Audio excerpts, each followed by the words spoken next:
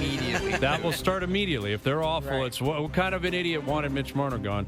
If they win, the relief will be so crazy here that everything will just be washed away. It'll be whatever they want. It's amazing. Everyone's welcome back. Isn't the easiest way to compare that to look at the Raptors and Vince Carter? Mm-hmm. I mean, the Raptors win a championship and everybody wants to, forgive Vince for what he did. If the Raptors didn't win a championship, would they feel the same way about Vince? I mean, they hung his jersey in the rafters a couple years ago. And I think the same could be said about Mitch. I mean, I don't think he's going to get, probably the ovation he believes, or most people believe he deserves when he comes back. I think it's going to be mean. Well, I think it could really be mean. Pretty mean. I think it could be pretty. Now, Toronto's not wired that way generally. But so it's not going to be. This is different, Hayes. I feel like this. Yeah, but Coco, they'll be like, boo in the first period. We hate you. And then by the third period, they'll be cheering every time he touches the puck. It's possible. I don't know what to predict in terms of his return. Now, I'm curious how Marner's future factors into the way people feel about it, too. Like, if he goes to Vegas and wins a Conn Smythe and is scoring Game 7 OT winners, and that's not going to help him here. In a weird way. People will say, where was that here? Exactly. Right. And that won't matter to him. If he's doing it, he'll be like, I made the right choice. Like if you're Mitch Marner, all you're thinking is, I'm out. I'm as far away from Toronto as I can get. I want to go win and set myself up and move on with my life. And that's what Marner's going to be thinking, I'm sure.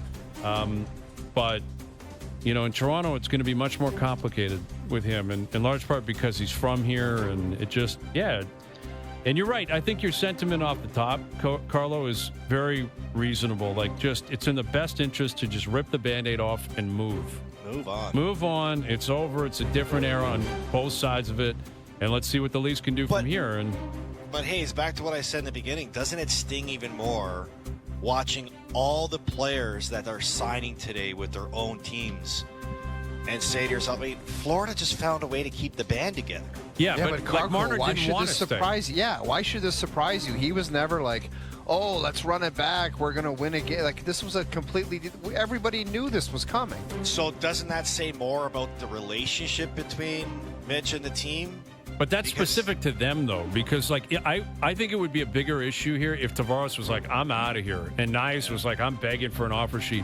Those two guys were dying to stay.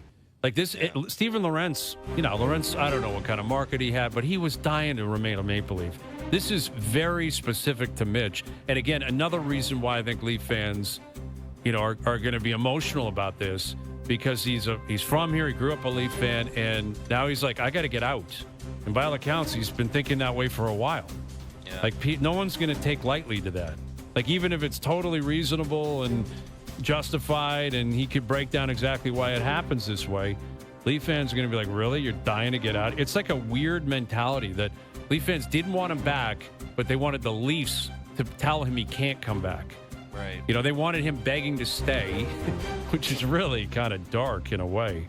But I don't know. Yeah. Well, from everything we know, the Leafs wanted him back. They tried to keep him here. It's hard to do something, Coco, when if he's deciding that he's walking at right to free agency or close to it, then, hey, we'll trade you because we want to get a king's ransom for you. And, no, I don't want to go anywhere. Right. Not until I'm a free agent. Okay, well then, we'll let you. In the end, I think it's frustrating from that standpoint. From a business standpoint, if he knew he was moving on, then why not any other time? Right, like why not a king's ransom? Why wasn't? Yeah. Well, again, with this scenario, it almost feels like he has. Right. Well, okay, so what do you make of Nicholas Waugh coming here, and what Tree Living I think has done a really good job, like on the Tavares contract, I think on the Nyes contract.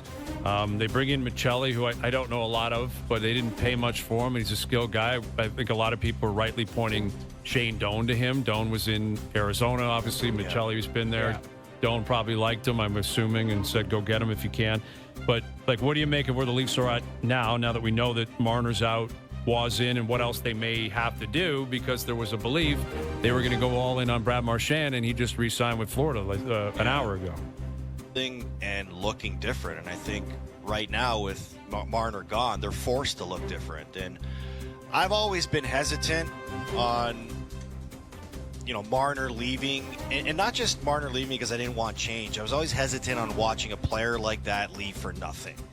So I think with the Leafs finding a way for him to agree to a sign and trade and getting back something, it's not the full value of what you would get from Marner, but it's something better than nothing. And I think Nicholas Waugh, you look at who he is as a player, what I like about what he brings to the Maple Leafs is he's a right-handed shot center iceman, something they haven't really had or played with the last couple of years. So you're losing a player that brings a lot to bringing in a player that fits a role and has a need to this team. And he's a guy that can score you 15 to 20 goals. He's got a defined role where he can play a heavy game, sort of like how Berube wants you to play. And he's going to find his role on this team wherever that may be. And I think that's the important thing is if you can't replace Marner with the same player, you got to find a way to replace Marner in other ways. And I think that's what they're doing with bringing in Waugh is they bring him back something instead of losing him for nothing, and they're going to find a role for him in their bottom six. Yeah, and then we wait to see what else they're going to do.